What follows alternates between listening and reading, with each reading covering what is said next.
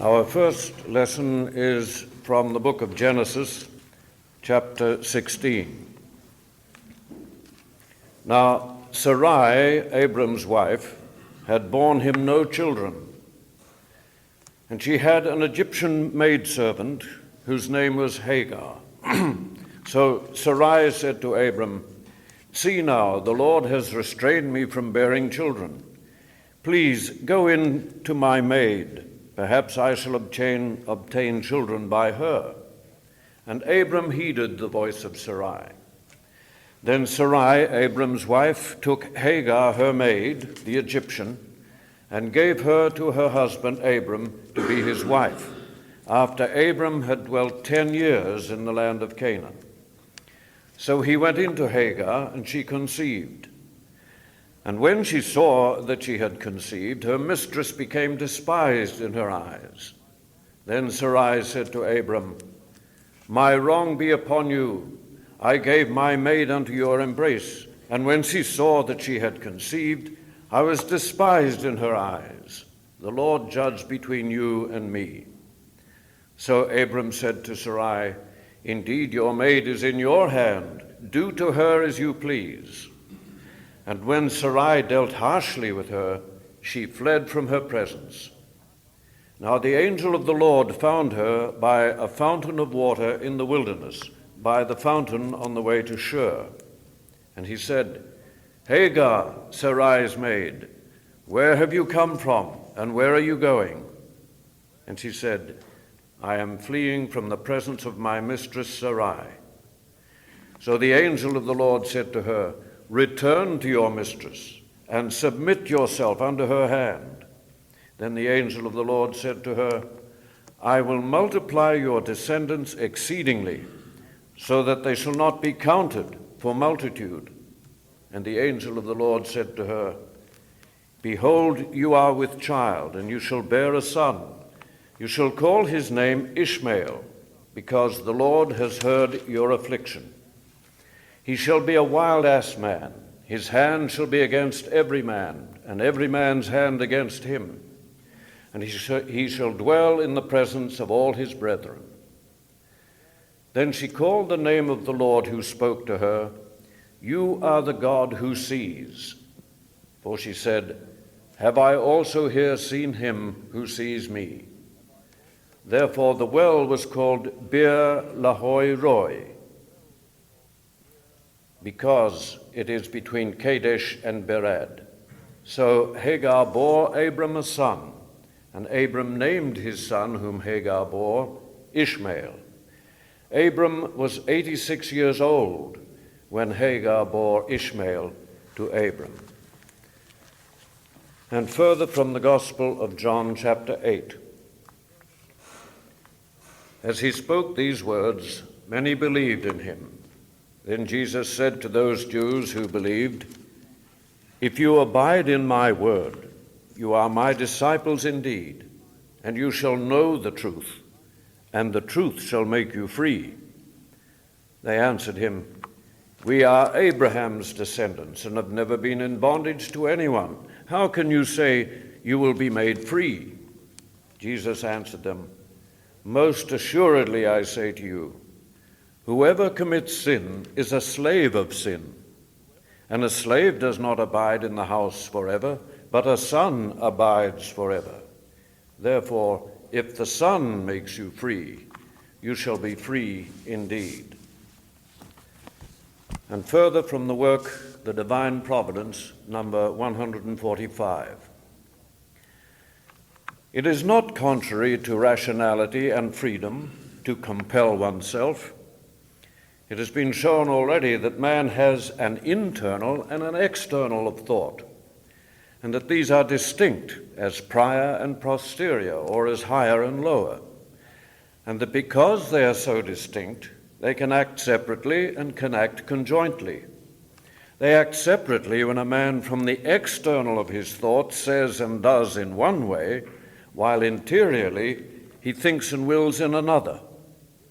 And they act conjointly when a man says and does as he interiorly thinks and wills.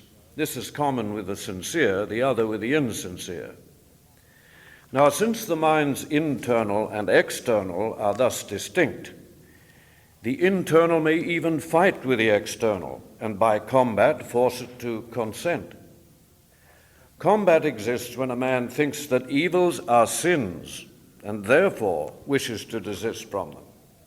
For when he desists, the door is opened, and when it is opened, the lusts of evil that occupied the internal of thought are cast out by the Lord, and affections of good are implanted in place of them. This is done in the internal of thought. But as the enjoyments of the lusts of evil which occupy the external of thought cannot be cast out at the same time, therefore combat exists between the internal and the external of thought. The internal wishes to cast out those enjoyments because they are enjoyments of evil and not in concord with the affections of good in which the internal now is. And in place of the enjoyments of evil, it wishes to introduce enjoyments of good which are in concord. The enjoyments of good are what are called the goods of charity.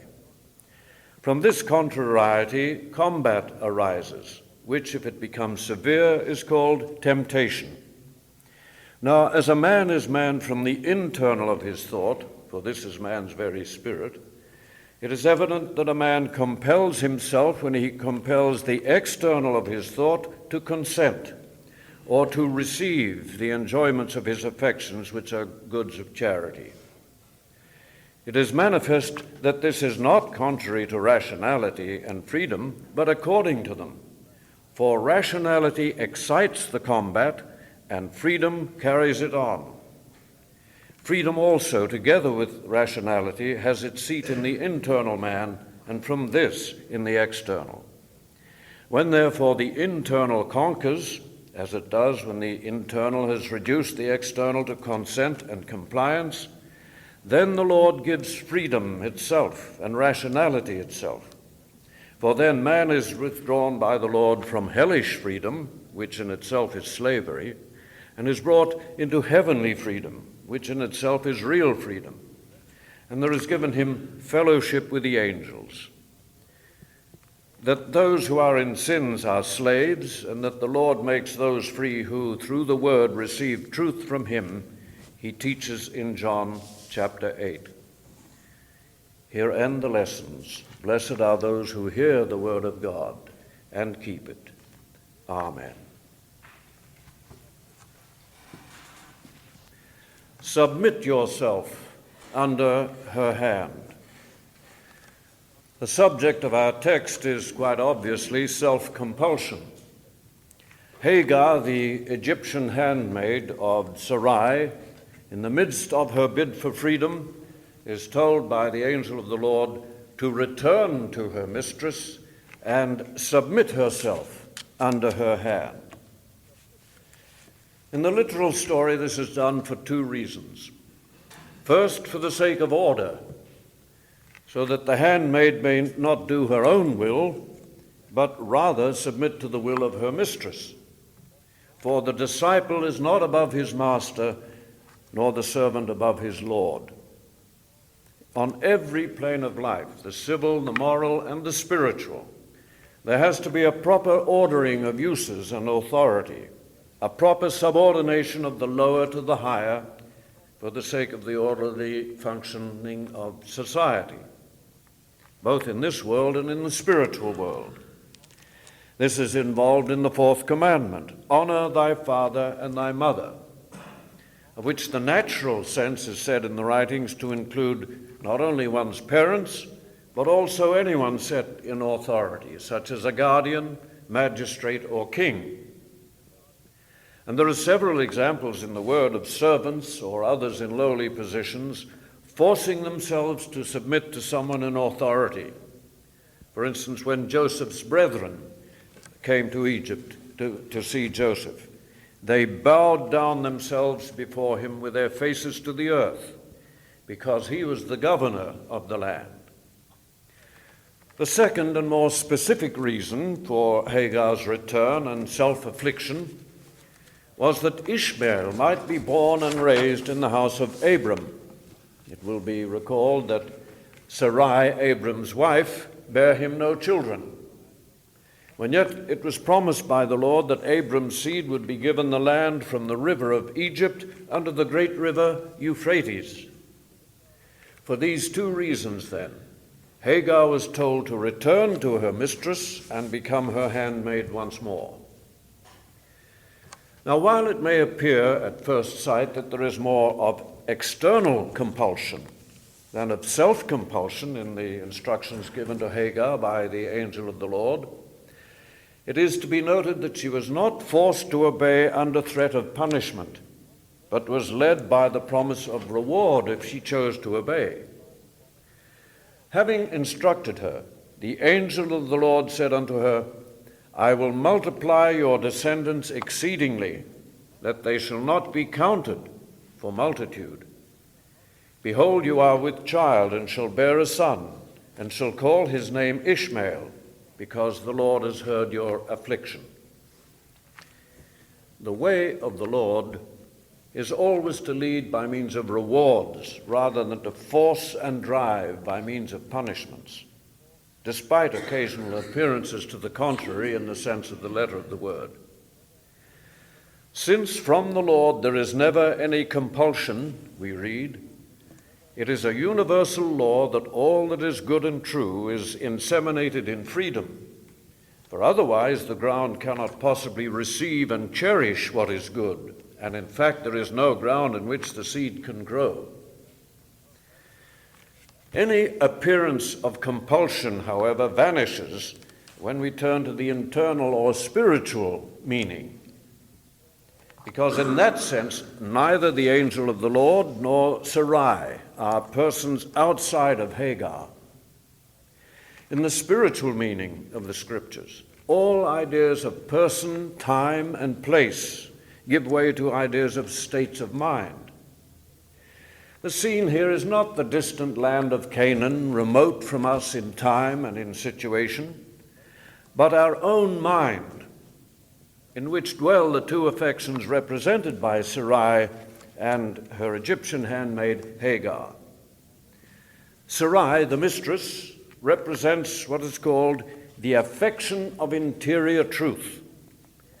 In other words, being affected or smitten spiritually by the truth, with which there is a desire to understand the true things of faith for the sake of life. Hagar, on the other hand, represents the affection of scientifics, that is, the desire merely to acquire knowledge.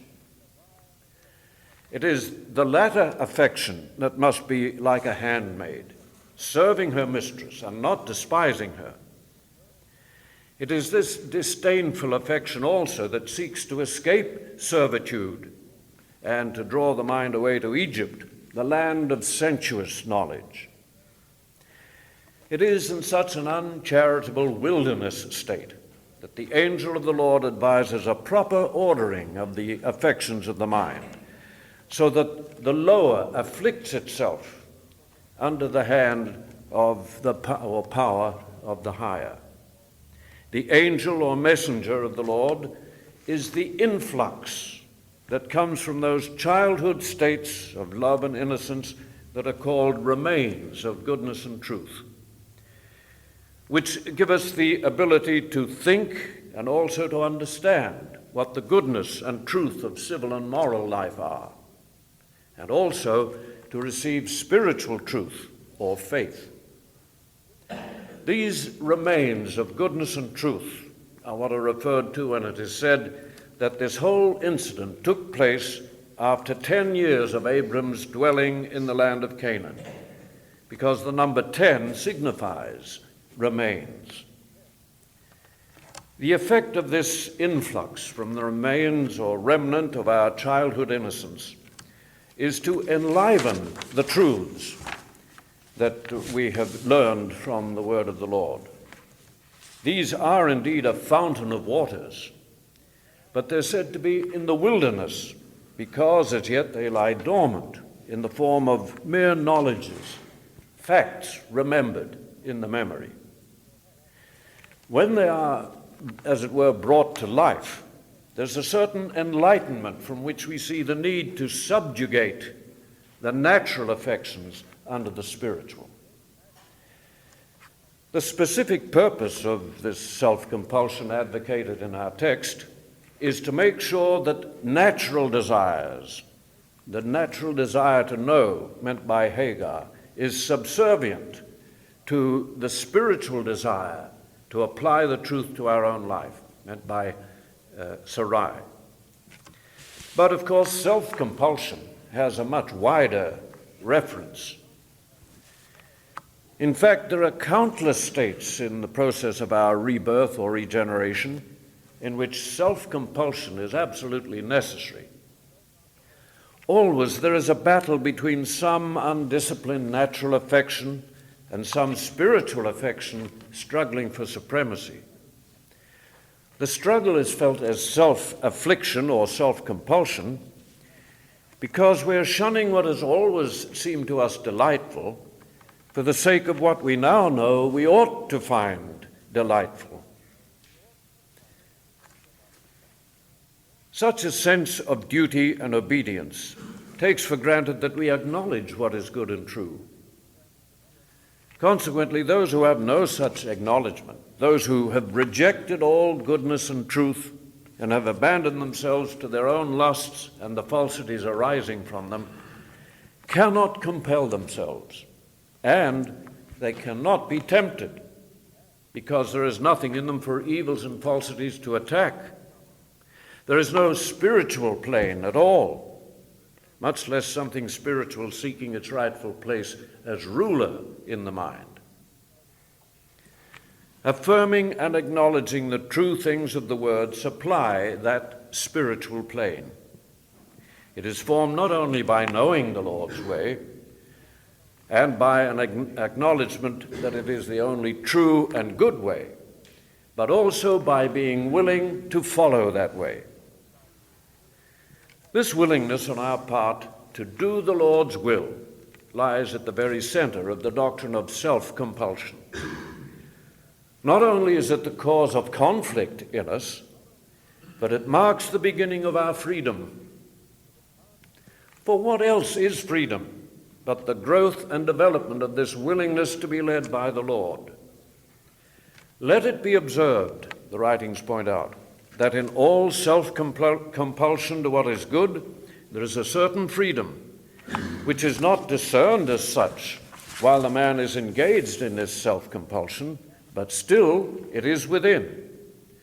For instance, in one who is willing to undergo the risk of death for the sake of a certain end, or in one who is willing to suffer bodily pain for the sake of health, there is a willingness and thus a certain freedom from which the man acts, although the dangers and pains while he is in them take away his perception of this willingness or freedom.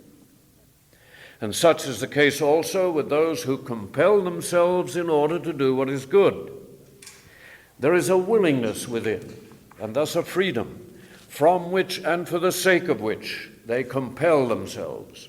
That is to say, they do so for the sake of obedience to what the Lord has commanded, and for the sake of the salvation of their souls after death, within which, although the man is not aware of it, there is still more interiorly a regard for the Lord's kingdom, and even for the Lord himself. It follows naturally from this that during temptations especially, there is more of freedom than is possible than in any state outside of temptation, although at the time the person cannot comprehend this. The reason is that in temptations we compel ourselves as if by our own will, or what is the same, in freedom, to resist the onslaughts of evil and falsity and to conquer them. This freedom, we are told, is from the Lord, who insinuates it into the man's conscience, and by means of it causes him to overcome the evil as if from what is his own. Through this freedom, man acquires a proprium in which the Lord can work what is good. Without a proprium acquired, that is given through freedom, no man can possibly be reformed. By the proprium is here meant the heavenly proprium, the character we have acquired by our own individual choice of what flows in from the Lord through heaven, with which we wish to identify ourselves. It is well to be clear in our minds as to what is meant here by freedom. The writings teach that there are two kinds of freedom: hellish freedom and heavenly freedom. Hellish freedom is the kind into which man is born from his parents, and heavenly freedom is the freedom into which man is reformed by the Lord. From hellish freedom, man has the will of good, the will of evil, the love of evil, and the life of evil. While from heavenly freedom, he has the will of good, the love of good, and the life of good. But a man cannot come out of hellish freedom into heavenly freedom unless he compels himself. To compel oneself is to resist evil and fight against it as if from oneself, but still to implore the Lord for help. In this way, man fights from the Lord against the freedom that is outwardly in him from hell. Just as we acquire our individuality by using self-compulsion, so we lose the power of individual choice by neglecting to compel ourselves against evils. Of certain spirits who, while in the world, had never compelled themselves, we read that in the spiritual world they are, as it were, devoid of what is their own, so that they have no determination to anything, and are therefore among the more useless, for they allow themselves to be led alike by the evil and by the good, and they suffer much from the evil. On the other hand, and in marked contrast, those who have compelled themselves to resist what is evil and false in the other life cannot be led by evil spirits, but are among the happy. The emphasis in the writings is always on resisting evils rather than on compelling oneself to do what is good.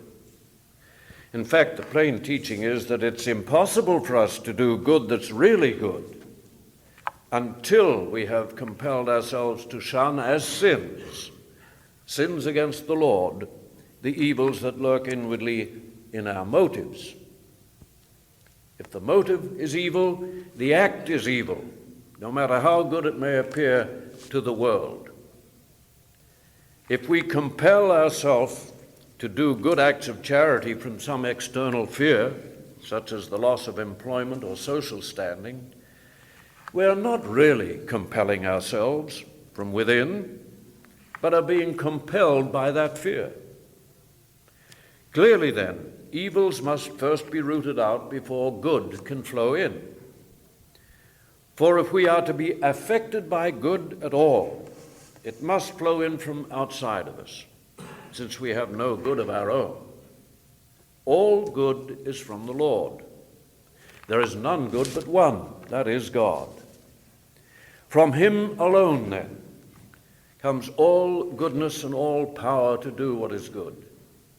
And this is given to us only as we remove the obstructing evils. This truth, that we must compel ourselves against our evils, is fundamental to salvation. Yet it is evidently a very hard saying for mankind to accept and acknowledge. In the history of religious thought, there is abundant evidence of human attempts to sidetrack the need for self-compulsion, and, like Hagar, to flee to the wilderness in search of freedom, hellish freedom. Doctrines have been formulated and attitudes adopted by which men have set at naught such injunctions as compel yourself or afflict yourself. Some have indeed afflicted themselves externally by fasting, mutilation of the body, and similar things, in the mistaken belief that in that way they would be admitted into heaven. Others have attempted to escape self-compulsion by buying salvation in the form of indulgences dispensed by the church. In both cases, it has been forgotten that the Lord's kingdom is not of this world, like something to be bought and bartered. It is an internal kingdom, and external things do not compel internal things, we read. For the reason that external things must be reformed by means of internal things, and not internal things by means of external things. For what is internal flows into what is external, and not the reverse. Besides this failure to distinguish between what is internal and what is external, there has also arisen the view that man is altogether powerless to do anything towards his own salvation. So some have adopted a fatalistic attitude, believing self-compulsion to be unnecessary, since whatever happens is said to be God's will, and therefore good. Closely akin to this is the doctrine of predestination, in which self-compulsion is obviously superfluous, both for the elect and for the arbitrarily damned. And those who hold that man is saved by simply believing that he has been saved even go to the extent of saying that man must not exert his will in an effort to save himself from hellish lusts, because his will is totally depraved. If this were so, we might well ask to what purpose the words of our text were given, and why the Lord, when on earth, said, "If any man will come after me, let him deny himself and take up his cross and follow me. For whoever will save his life shall lose it, and whoever will lose his life for my sake shall find it." The fact is that we can and must compel ourselves. For to the extent that we choose the Lord's kingdom and fight within ourselves against the evils and falsities that oppose it, acknowledging that the power to do so is from the Lord, to that extent only are we gifted with heavenly delights by the Lord. What seems compulsory and painful in the beginning, if persisted in to the end, becomes free and delightful. This is real freedom. For to find delight in the Lord's way means not only that we have been freed from the dominion of our natural man, but also that we are in a state wherein we need no longer be restrained by the Lord, but are free to grow spiritually to eternity. Amen. Thank you for listening. To learn more, visit newchurch.org. And to connect with other people, visit us at groups.newchurch.org.